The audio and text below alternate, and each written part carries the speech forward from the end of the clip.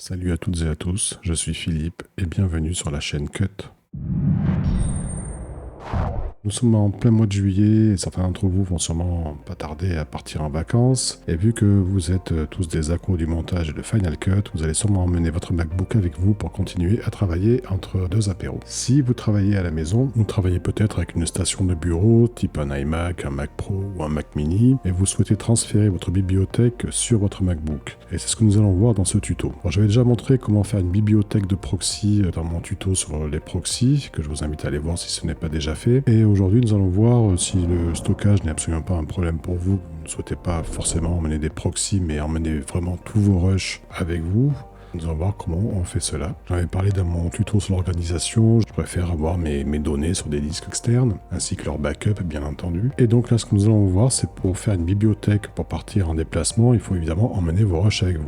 Ce projet-là pèse pas grand-chose, il pèse 12 MO parce qu'il n'y a pas de rush dedans. Donc ce que nous allons faire, nous allons modifier les réglages des emplacements de stockage. Donc pour les données multimédia, à savoir les rushs, l'audio, tout ça, on va dire dans la bibliothèque. Pour ce qui est du contenu motion, ça c'est pour les plugins de tierce partie, ou si vous avez des éléments motion que vous avez modifiés, vous allez les mettre également dans la bibliothèque. Sauf si votre MacBook contient exactement les mêmes plugins que sur votre machine principale. En général, je conseille d'avoir, si vous avez plusieurs Mac, d'avoir exactement la même configuration, à savoir tous les plugins installés de la même façon sur toutes les machines, c'est beaucoup plus pratique. Au cas où c'est pas le cas, vous allez faire copier le contenu de Motion dans la bibliothèque. À partir de là, vous faites OK, et nous allons ici consolider. Donc, il va me demander emplacement dans la bibliothèque démo, oui, mon projet démo. Médias d'origine, oui. Si vous avez déjà créé des médias optimisés au proxy que vous ne souhaitez pas les recalculer, vous pouvez aussi également les copier. Vous voyez que maintenant le projet pèse 984 MO, donc les rushs ont bien été copiés dans la bibliothèque de Final Cut. Ici, je vais consolider. Le contenu de Motion, vous voyez, il me demande, donc je vais dire oui. Donc maintenant, si je fais afficher, voir dans le Finder, donc j'ai mon projet ici. Clic droit, afficher le contenu du projet. Vous voyez que dans mon événement vidéo Original Media, j'ai bien mes fichiers. Pareil pour l'audio. Et il m'a également créé un dossier Motion Template dans lequel je retrouve les deux effets que je vais utiliser dans ce projet-là.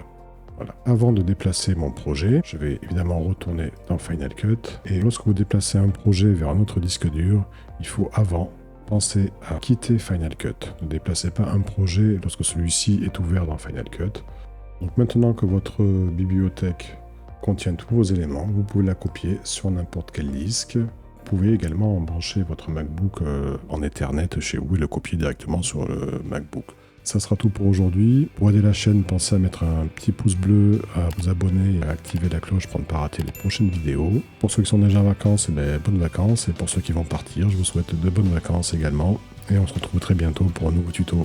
D'ici là, salut!